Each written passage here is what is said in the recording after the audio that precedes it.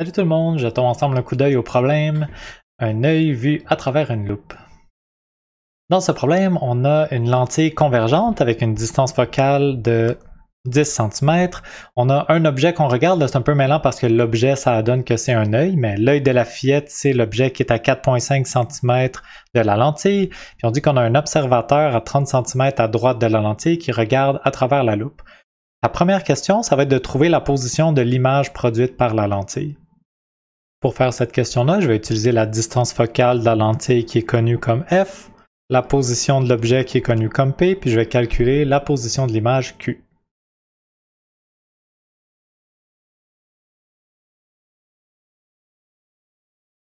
Et voilà, j'obtiens la valeur de la position de l'image. Un q négatif correspond à une image virtuelle, donc qui va être à gauche de ma lentille.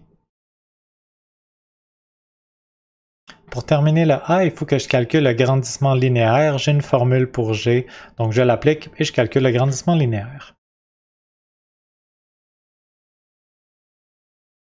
Et voilà, je trouve un grandissement linéaire positif. Mon image est droite, plus grand que 1, ça veut dire que mon image est agrandie.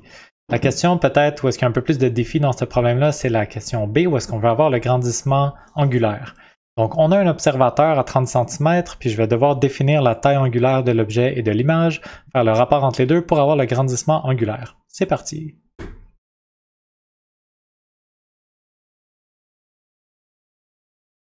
Donc, dans cette question-là, je connais la distance à l'horizontale qui sépare l'observateur puis l'objet, 34,5 cm.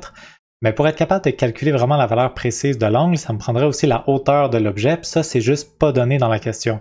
Fait que je vais écrire YO pour la hauteur de l'objet, puis je vais juste laisser ça comme ça.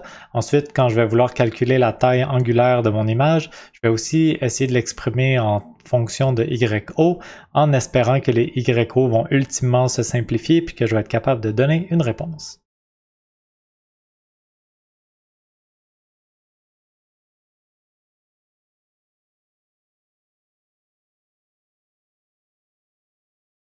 Donc maintenant, j'ai une formule pour la taille angulaire de l'objet alpha O et la taille angulaire de l'image alpha I.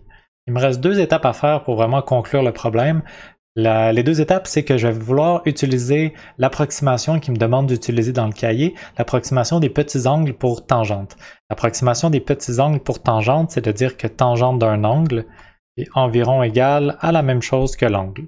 Une autre façon de le dire, c'est que l'angle est aussi environ égal à tan moins 1 de l'angle. Fait que si j'envoyais le tangente de l'autre côté, j'aurais tangente de alpha 0 égale la parenthèse ou tangente de alpha i égale la parenthèse. Je préfère disparaître le tangente et tout simplement dire que alpha i égale yi. Et voilà, donc là je viens de faire l'approximation des petits angles pour mes deux fonctions tangentes.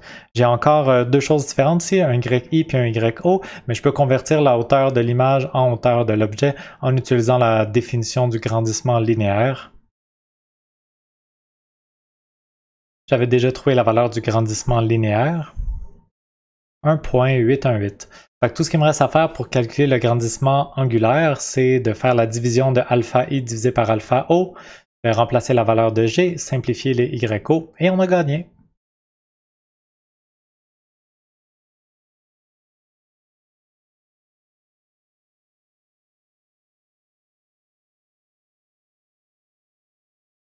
Et voilà, on a réussi, on a trouvé le grandissement angulaire, on trouve une valeur positive, donc on a une image qui est droite, on trouve une valeur plus grande que 1, donc la loupe fait bel et bien un travail de loupe, puis on voit l'œil qui a été agrandi, on perçoit que l'œil, l'image, est plus grand que l'objet parce que sa taille angulaire est plus grande que la taille angulaire de l'objet.